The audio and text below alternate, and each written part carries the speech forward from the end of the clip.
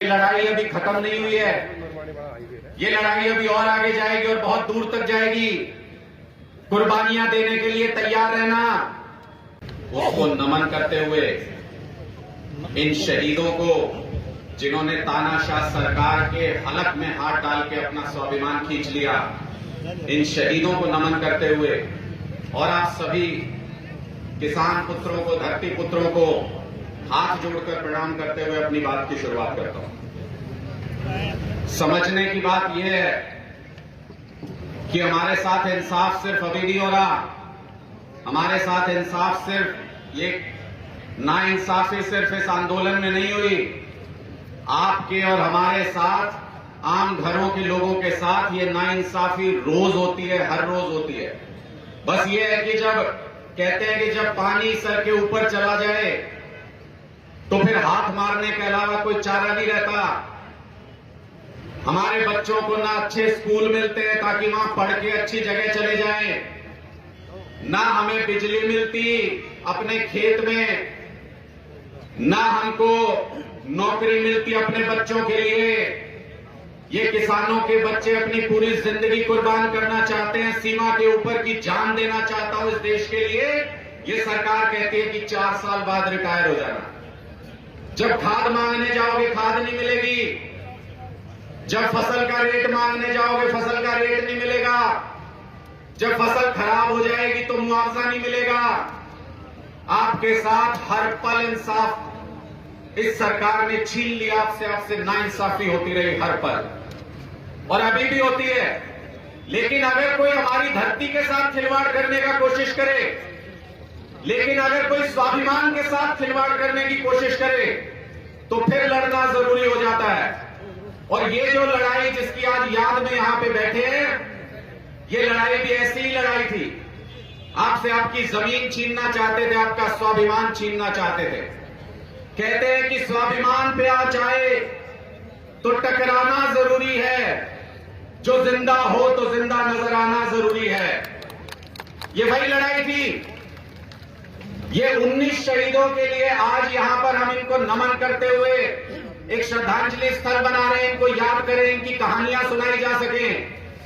लेकिन मैं चाहता हूं एक ऐसा दिन आए, एक ऐसी सरकार आए जो 700 शहीद हुए इस आंदोलन के अंदर, उनके गांव में, उनकी जगहों पे उनको भी इसी तरीके से श्रद्धांजलि दी जा सके, श्रद्धांजलि स्थल बनाए जा सके, ताकि इतिहास बन जाए ये कुर्बानी जो इन लोगों ने दी। और किस लिए कुर्बानी दी? ये कुर्बानी सिर्फ और सिर्फ इसलिए दी ताकि हमारे बच्चों का भविष्य सुरक्षित रह सके। इस कुर्बानी का नतीजा नहीं मिला अभी तक। मैं आपको सावधान करना चाहता हूं। जो भी मांग लेके आप वहां बैठे थे, मुझे आज भी याद है वो दिन अरविंद केजरीवाल जी के घर पे सारी रात तमाशा चला था। सारी रात जब किसान दिल्ली के बॉर्डर पे पहुंच गए थे, केंद्र सरकार ने ये कहा कि सारे स्टेडियमों को, मुझे ये कहा जा रहा है कि राजनीतिक बात नहीं करें जी, बिल्कुल नहीं करूं, 1% भी नहीं करूं। जहां किसानों की बात होगी अगर वहां राजनीति करूं तो डूब के मर जाऊं, नहीं करूंगा, बिल्कुल नहीं। लेकिन आपको समझने की बात है, मैं इसलिए कह रहा हूं कि क्या क्या साजिशें हुई थी। मैं उस रात का गवाह हूं, इसलिए बता रहा हूं। उस रात को केंद्र सरकार की तरफ से ये कहा गया ताकि सरकार भंग कर देंगे, तुम आगे सरकार नहीं चला पाओगे एक दिन के लिए भी। तो किसी को तो आज भी स्टैंड ले रहे हैं ना, किसी को तो स्टैंड लेना था। केजरीवाल जी ने कहा था चाहे फांसी दे दे, ये कलम तोड़ दी, साइन नहीं करूंगा इस फाइल के ऊपर जिसको कह रहे हैं स्टेडियमों को जेल बना दो। मैंने इसलिए इस बात का जिक्र किया, आप ये मत समझना मैं राजनीति कर रहा हूं, अपनी पार्टी की बात कर रहा हूं।